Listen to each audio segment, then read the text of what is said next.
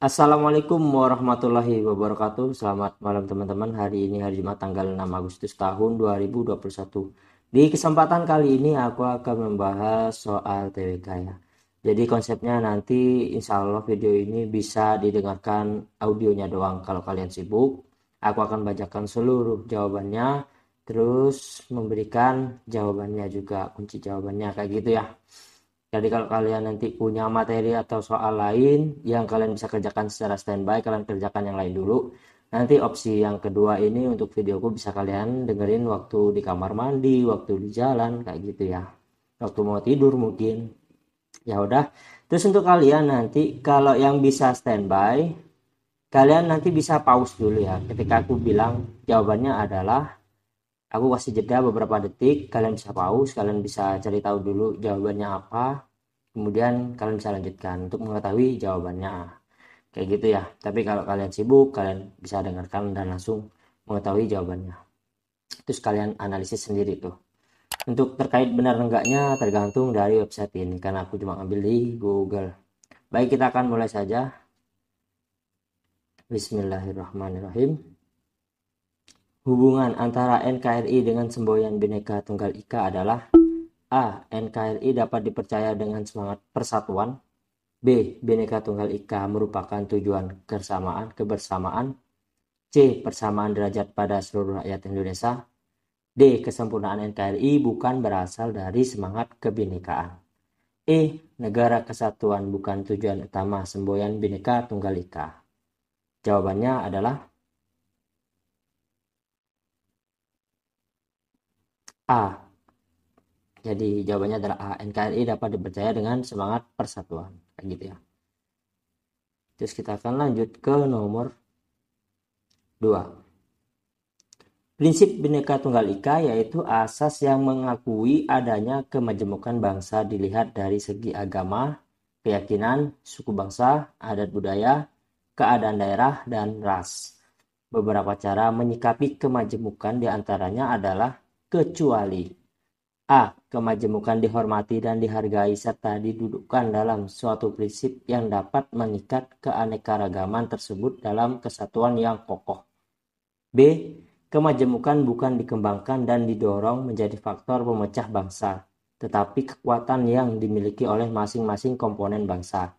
C. Kemajemukan diikat secara sinergi menjadi kekuatan yang luar biasa untuk dimanfaatkan dalam menghadapi segala tantangan dan persoalan bangsa. D. Kemajemukan tidak harus dilandasi dengan paham inklusif di dalam masyarakat yang majemuk. E.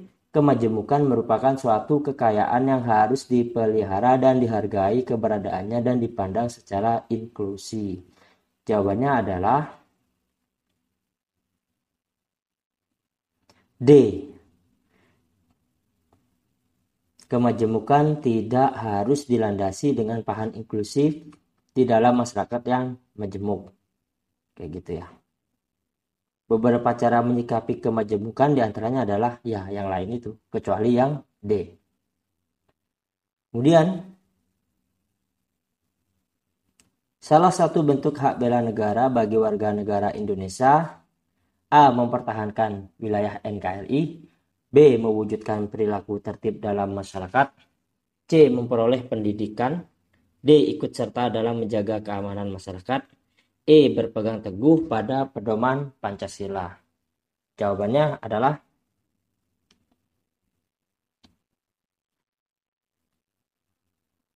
C. Memperoleh pendidikan. Sebagai hak warga negara dalam usaha bela negara sesuai dengan amanah UUD 1945 pasal 31 ayat 1 bahwa warga negara berhak mendapatkan pendidikan.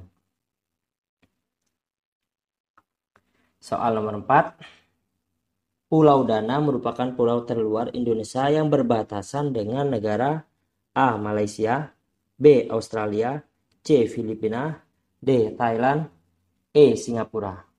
Jawabannya adalah B. Australia. Pulau Dana merupakan pulau terluar Indonesia yang berbatasan dengan negara Australia. Soal nomor 5. Hadirnya kehidupan masyarakat saat ini dipelopori oleh sejarah pergerakan nasional Indonesia yang dilakukan oleh A. Para kiai, B. Kaum terpelajar, C. Masyarakat pribumi, D. Pedagang, E. Kaum ulama dan tumenggung. Jawabannya adalah B. Kaum terpelajar. Hadirnya pergerakan nasional untuk mewujudkan kehidupan masyarakat yang lebih baik dengan semangat nasionalisme dipelopori oleh kaum terpelajar dan profesional. Hal ini ditunjukkan dengan perubahan cara memperjuangkan kemerdekaan dengan cara organisasi berskala nasional. Itu untuk pembahasannya. Lanjut, soal nomor 6. Dapat mengajukan rancangan undang-undang kepada DPR yang berkaitan dengan otonomi daerah, hubungan pusat dengan daerah, pembentukan dan pemekaran, serta penggabungan daerah, pengelolaan sumber daya alam dan sumber daya ekonomi lainnya, perimbangan keuangan pusat dan daerah, merupakan kewenangan DPD yang tercantum dalam pasal UUD 1945. A. Pasal 19B ayat 2, B. Pasal 20 ayat 2, C. Pasal 21A ayat 2, D. Pasal 22D ayat 2, E. Pasal 23 ayat 2. Jawabannya adalah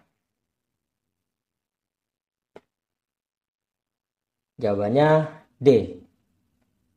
Tercantum dalam pasal 22D ayat 2.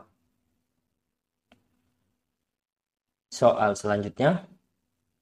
Proses amandemen UUD 1945 yang dilakukan oleh MPR memiliki beberapa alasan utama, di antaranya A. Pemanfaatan sumber daya alam yang kurang efektif, B. Tingginya risiko konflik sosial, C. Kurangnya kritik dan saran dari masyarakat, D. Adanya dualisme fungsi lembaga negara, E. Kekuasaan presiden dominan dan cenderung bersifat personal. Jawabannya adalah E. Kekuasaan presiden dominan dan cenderung bersifat personal. Lanjut ke soal nomor 8. Perlunya transparansi kinerja agar terhindar dari konflik kepentingan dan cara terbaik untuk menghindari dari tindakan penyuapan merupakan kegiatan untuk membentuk A. Sistem anti korupsi, B. Budaya organisasi, C. Pengelolaan SDM, D. Pengelolaan anggaran, E. Karakter pegawai instansi. Jawabannya adalah B. Budaya organisasi. Pembahasannya, budaya organisasi dalam integritas nasional sebagai cara kerja dapat dibentuk melalui transparansi anggaran, menghindari konflik kepentingan, menghindarkan penyalahgunaan wewenang atasan. Kayak gitu ya. Budaya organisasi. Lanjut ke soal nomor 9. Perhatikan penggalan surat keluarga berikut ini dengan seksama. Mas Ridwan, Alia jadi sekolah di Bandung. Kalau Alia mau, tinggal saja di rumahku. Tahun ini kan Ricky ke Brunei. Jadi di rumah ini pasti sepi. Kalau ada Alia bisa sedikit ramai. Sekalian aku bisa bantu mengawasi dia. Inti penggalan surat berita keluarga tersebut adalah A. Alia dapat meramaikan rumah Pak Anwar saat Ricky pergi. B. Kepergian Ricky ke Brunei membuat rumah semakin sepi. C. Keinginan Alia untuk tinggal di rumah paman di Bandung. D. Kesediaan paman Alia menerima dirinya. E. Informasi anaknya yang akan ke Brunei selama Alia di Bandung. Jawabannya adalah B. Kepergian Ricky ke Brunei membuat rumah semakin sepi. Pembahasannya, surat keluarga termasuk dalam jenis surat tidak resmi. Isinya berkenaan dengan hubungan keluarga dan hal-hal pribadi. Misalnya ucapan terima kasih, permohonan maaf, pengalaman hidup, undangan keluarga, dan berbagai kisah pribadi. Isi penggalan surat tersebut adalah kepergian Niki ke Brunei membuat rumah semakin sepi. Lanjut ke soal nomor 10. Mengkaji Pancasila secara ilmiah dapat dilakukan pada aspek kecuali A. Metode, B. Sistem, C. Empiris, D. Objek. E. Subjek. Jawabannya adalah A. Metode. Untuk pembahasannya, pengkajian ilmiah terhadap Pancasila bisa dilakukan dengan cara sistem, empiris, objek, dan subjek. Jadi, kecuali A. Metode. Lanjut soal selanjutnya. Manusia sebagai ciptaan Tuhan Yang Maha Esa didudukkan sesuai dengan harkat, martabat, dan kodratnya merupakan esensi nilai Pancasila. A. Religius. B. Humanitas. C. Sosialitas. D. Nasionalitas. E. Sovereinitas. Jawabannya adalah B. Humanitas. Pembahasannya, manusia sebagai ciptaan Tuhan Yang Maha Esa didudukkan sesuai dengan harkat, martabat, dan kodratnya merupakan esensi nilai Pancasila humanitas. Oke. Lanjut soal berikutnya, nomor 12. Dengan latar belakang budaya, sejarah, serta kondisi dan konstelasi geografi, serta memperhatikan perkembangan lingkungan strategis, maka arah pandangan wawasan Nusantara meliputi wawasan ke dalam dan keluar. Yang dimaksud dengan wawasan ke dalam adalah A. Bangsa Indonesia dalam semua aspek kehidupan internasional harus berusaha untuk mengamankan, ini udah nggak mungkin karena udah internasional. B. Bangsa Indonesia harus peka dan berusaha mencegah dan mengatasi sedini mungkin faktor-faktor penyebab timbulnya disintegrasi bangsa dan mengupayakan tetap terbinanya dan terpeliharanya persatuan dan kesatuan. C. Bangsa Indonesia dalam semua aspek kehidupan internasional, nggak mungkin. D. Bangsa Indonesia harus peka dan berusaha mencegah dan mengatasi sedini mungkin faktor-faktor penyebab timbulnya persatuan dan mengupayakan tetap terbina dan terpeliharanya keanekaragaman bangsa Indonesia. E. Ajaran yang diyakini kebenarannya oleh seluruh rakyat dengan tujuan agar tidak terjadi penyesatan dan penyimpangan dalam rangka mencapai dan mewujudkan tujuan nasional. Jawabannya adalah B. Ya.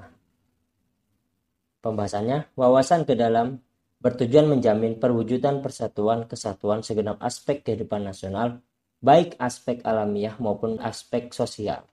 Wawasan ke dalam mengandung arti bahwa Indonesia harus peka dan berusaha untuk mencegah dan mengatasi sedini mungkin faktor-faktor penyebab timbulnya disintegrasi bangsa dan harus mengupayakan tetap terbina dan terpeliharanya persatuan dan kesatuan dalam kebinekaan. Kita lanjut ke soal nomor 13. Nasionalisme humaniter adalah nasionalisme yang bersifat toleran yang berpandangan bahwa setiap bangsa berhak memperjuangkan kesejahteraan bangsanya berdasarkan A. Fanatisme terhadap bangsa lain, B. Tradisi dan sejarahnya, C. Kebebasan hak individu, D. Demokrasi, E. Cara-cara yang dipercaya bangsa tersebut. Jawabannya adalah E. Nasionalisme humaniter adalah nasionalisme yang bersifat toleran, yang berpandangan bahwa setiap bangsa berhak memperjuangkan kesejahteraan bangsanya berdasarkan cara yang dipercaya bangsa tersebut. Itu untuk pembahasannya. Jawabannya adalah E. Kita lanjut ke soal berikutnya. Soal nomor 14. Berikut ini yang merupakan pengertian dari hukum privat dan publik. Yang benar adalah A. Hukum privat yaitu hukum yang mengatur hubungan antara orang yang satu dengan yang lain dengan menitik beratkan pada kepentingan perseorangan. Sedangkan hukum publik yaitu hukum yang mengatur hubungan antara negara dengan alat kelengkapannya atau hubungan antar negara dengan warga negara. B. Hukum privat yaitu hukum yang mengatur hubungan antar negara dengan alat kelengkapannya atau hubungan antara negara dengan warga negara. Sedangkan hukum publik yaitu hukum yang mengatur hubungan antara orang yang satu dengan yang lainnya dengan menitik beratkan pada kepentingan perseorangan. C. Hukum privat yaitu hukum dalam suatu negara berlaku umum. Sedangkan hukum publik yaitu hukum yang timbul dari hukum objektif dan berlaku pada orang tertentu atau lebih. D. Hukum privat yaitu hukum yang dalam keadaan bagaimanapun mempunyai paksaan mutlak. Sedangkan hukum publik yaitu hukum yang dapat dikesampingkan apabila pihak-pihak yang bersangkutan telah membuat peraturan sendiri. Hukum privat yaitu hukum yang memuat peraturan yang mengatur kepentingan dan hubungan yang berwujud perintah-perintah dan larangan. Sedangkan hukum publik yaitu hukum yang memuat peraturan yang mengatur tentang bagaimana cara melaksanakan hukum material. Jawabannya adalah A, yaitu hukum privat, hukum yang mengatur hubungan antara orang yang satu dengan yang lain, dengan menitik beratkan pada kepentingan perseorangan. Sedangkan hukum publik yaitu hukum yang mengatur hubungan antara negara dengan alat kelengkapannya atau hubungan antara negara dengan warga negara. Kita lanjut ke soal berikutnya. Soal nomor 15. Wujud bela negara seorang pelajar di luar negeri adalah A. Menuntut gaji kepada pemerintahan, B. Mengembangkan ilmu pengetahuan, C. Memberikan sponsor kepada pelajar luar negeri, D. Mencari pekerjaan yang lebih baik di luar negeri, E. Memberikan informasi penting kepada pemerintah luar negeri. Jawabannya adalah B.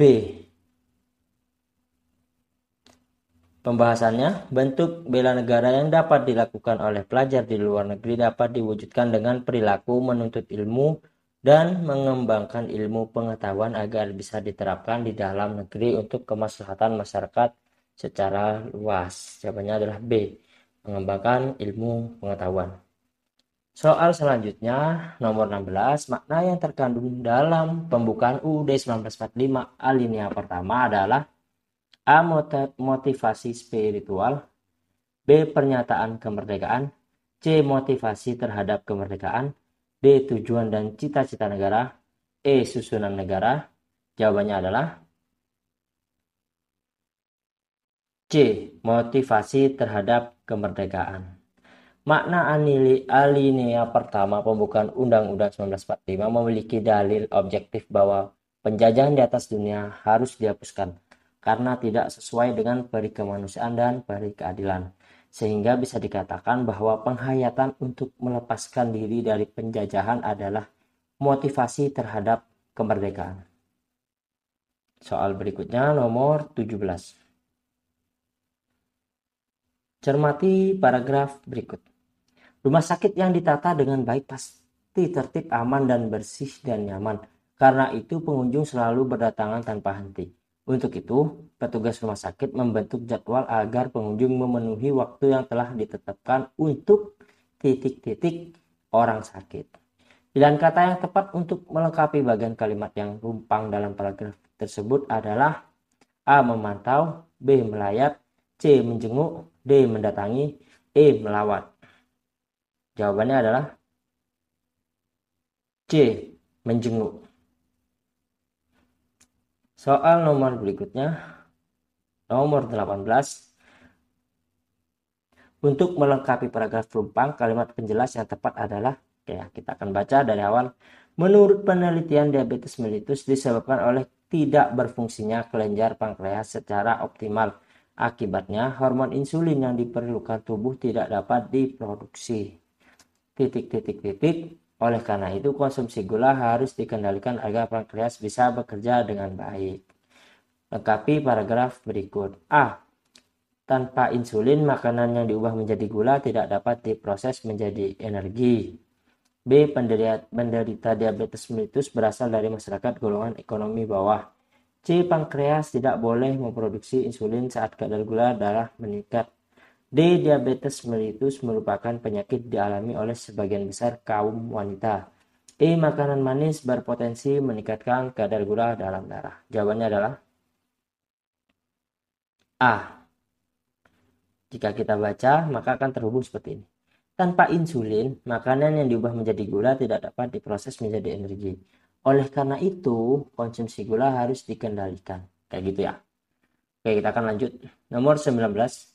Pelatihan kewirausahaan, membuka lapangan kerja baru dan memberikan bantuan modal kepada koperasi dan usaha kecil menengah adalah salah satu upaya pemerintah dalam rangka mewujudkan tujuan negara. sesuai dengan amanat pembukaan UUD 1945 alinea keempat, yaitu A. Melindungi segenap bangsa dan seluruh tumpah darah Indonesia. B. Mencerdaskan kehidupan bangsa. C. Ikut serta dalam melaksanakan ketertiban dunia. D. Mencapai masyarakat adil dan makmur. E. Memajukan kesejahteraan umum. Jawabannya adalah E. Memajukan kesejahteraan umum.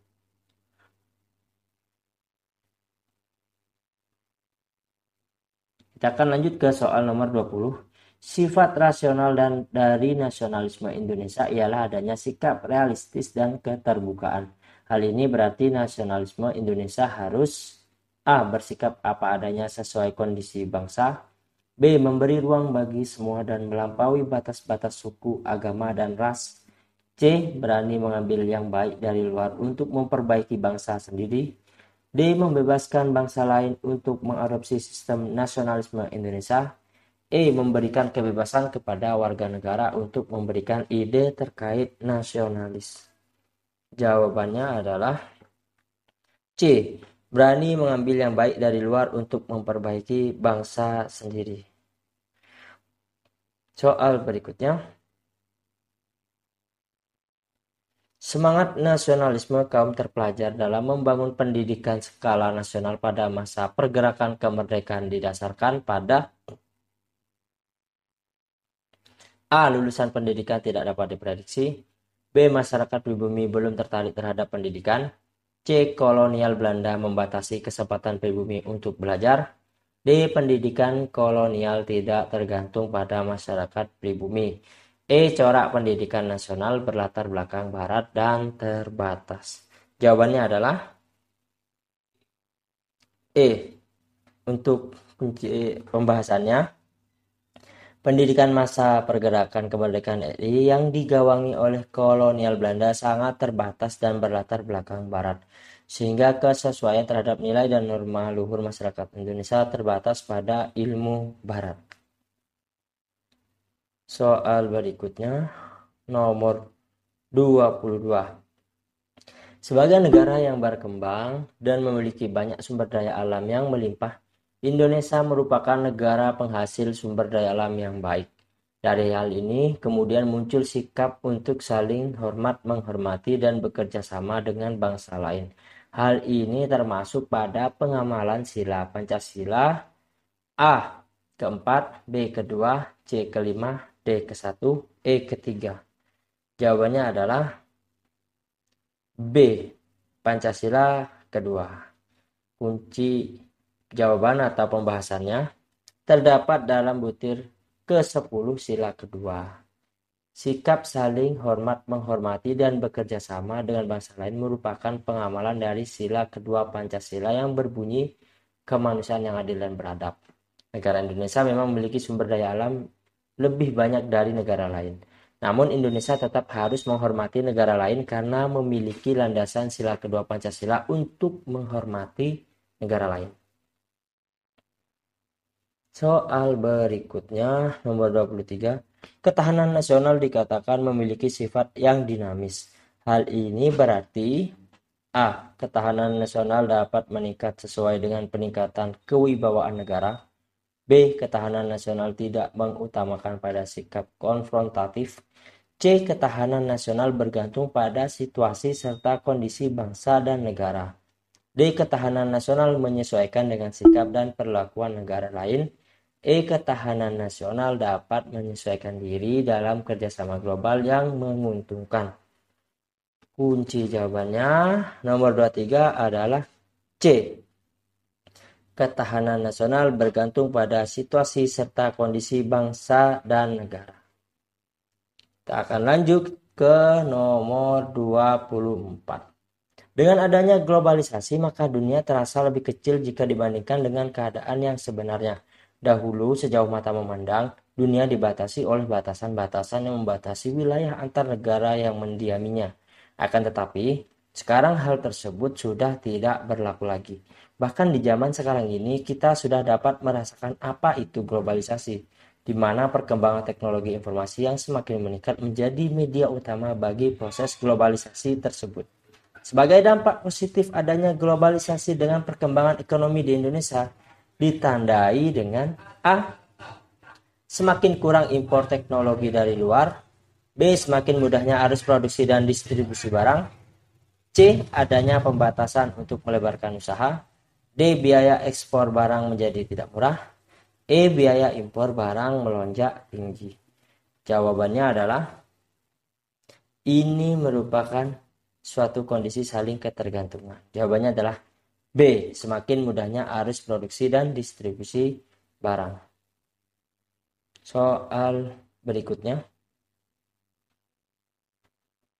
Nomor 25. Berprestasi dalam ilmu pengetahuan dan kebudayaan serta terlibat dalam pengembangan karakter positif bangsa merupakan peran generasi muda dalam mengembangkan karakter nasionalisme yang ditinjau dari perannya sebagai A. Pencipta karakter, B. Pembangun karakter, C. Pemberdaya karakter, D. Perekayasa karakter, E. Pengembang karakter.